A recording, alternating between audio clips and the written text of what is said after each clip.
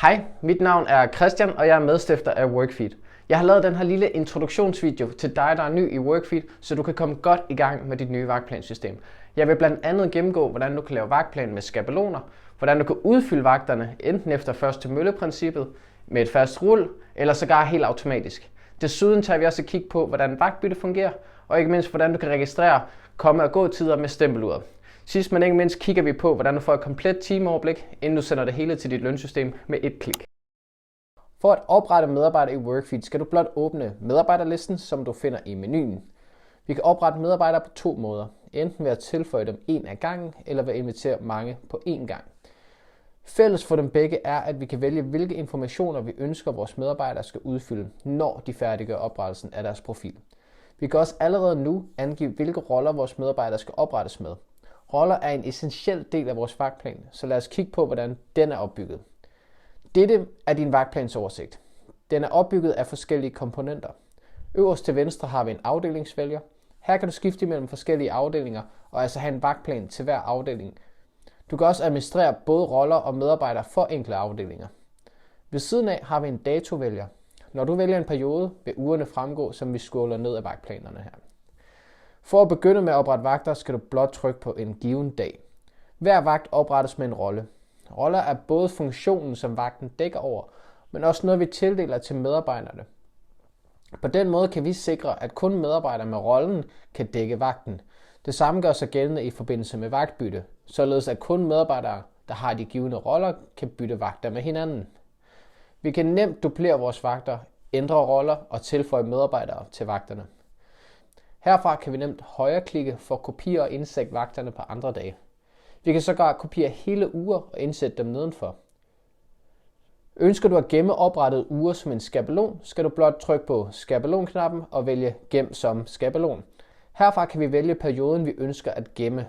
Har du allerede tilføjet medarbejdere til vagterne i perioden, du ønsker at gemme, kan du vælge, om skabelonen skal gemmes inklusive medarbejdere på disse vagter, eller blot hvor alle vagter står som tomme. Når vi ønsker at indsætte en skabelon, skal det gøres på en tom periode, så vi ikke lægger vagterne oven i de allerede eksisterende vagter. Så trykker vi igen på skabelonknappen, og denne gang ser vi bare Indsæt skabelon. Når vi ønsker at få personale på vagterne, er der forskellige muligheder. Vi kan enten offentliggøre vagterne som ledige, hvorefter personale kan byde ind på dem. Hvem der får hvilke vagter kan enten godkendes af dig manuelt eller helt automatisk. Vi kan dog også udfylde vagtplanen automatisk. Med Workfeed-appen kan dine medarbejdere angive, hvilke dage de ønsker at arbejde og hvilke dage de ønsker fri. Derudover kan du fortælle Workfeed, hvor mange timer hver medarbejder minimum og maksimum skal arbejde per uge. Med disse dele på plads kan vi trykke auto-udfyld og lade Workfeed samle vagtplanen for os. Som du kan se, fik vi udfyldt alle vagter. Vi kan stadig lave ændringer, hvis vi ønsker. Så se blot auto-udfyld som et udkast til vagtplanen. Først når vi trykker offentliggør, vil medarbejderne få besked og kunne se den nye vagtplan. En ting er selvfølgelig, hvad vi planlægger, og en anden er, hvad der sker dag til dag. Et vigtigt element af en god og fleksibel arbejdsplads er muligheden for at kunne bytte vagter. I Workfeed er dette heldigvis gjort simpelt. Når en medarbejder ønsker at bytte vagter, skal de blot åbne deres Workfeed-app, vælge vagten og trykke Afsæt vagt. Herefter er der et par forskellige muligheder. Medarbejderen kan enten sætte vagten til salg, hvilket vil sige, at kollegaer med samme rolle, der ikke allerede arbejder, kan byde ind på vagten. Først når vagtbyttet er godkendt af en administrator, vil ændringen træde i kraft. Alternativt kan medarbejdere også bytte vagt for vagt med en kollegas vagt. Her vælger personen blot, hvilken vagt de ønsker at bytte med. I dette tilfælde skal vagtbyttet både godkendes af kollegaen og administratoren.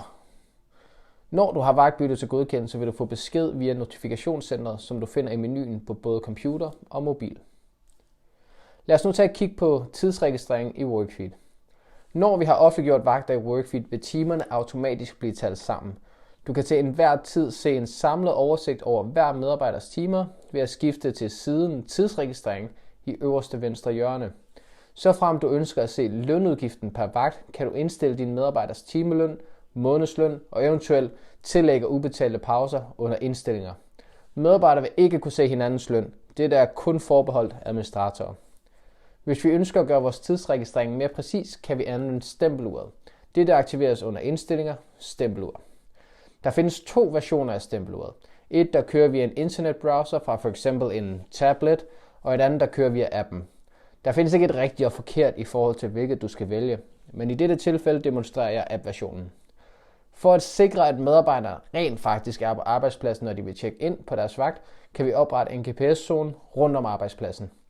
Når medarbejderen så har en vagt, får de besked om at huske at tjekke ind, så de åbner appen og tjekker ind. Når vagten er slut, gør de mere eller mindre det samme, og herefter vil registreringen blive sendt til godkendelse hos en administrator. Denne godkendelse sker igen fra tidsregistreringssiden. Du kan nemt se, hvad der var planlagt og hvad der var registreret med stempeluret. Desuden kan du også se forskellen mellem planlagt tid og registreret tid. Når du godkender tiden, vil vagten automatisk blive opdateret efter det godkendte tidsrum i vagtplanen. Hvis du ønsker at eksportere de registrerede timer fra Workfeed til dit lønsystem, så er det også herinde fra tidsregistreringssiden, at du gør det. Inden da skal du dog opsætte din integration. Workfeed integrerer med stort set samtlige danske lønsystemer. Åbn blot indstillinger og vælg hvilken integration du ønsker at aktivere. Det fungerer således, at Workfeed matcher dine medarbejdere med medarbejderne i lønsystemet, således de rigtige timer bliver sendt til den rigtige medarbejder. Når du vil sende timerne, trykker du blot på eksporter til lønsystem, og timerne vil automatisk blive overført.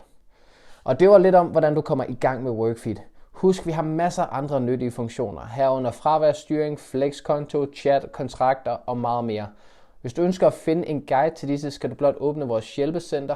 Du kan enten bruge chatten, du ser hernede i højre hjørne af skærmen, eller du kan gå direkte ind på help.workfeed.io og finde lige præcis den guide, du har brug for. Tak fordi du så med, og rigtig god fornøjelse med Workfeed.